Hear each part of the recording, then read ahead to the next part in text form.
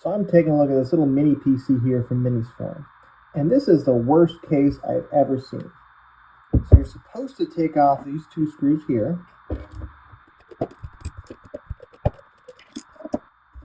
Then you're supposed to be able to slide the back out.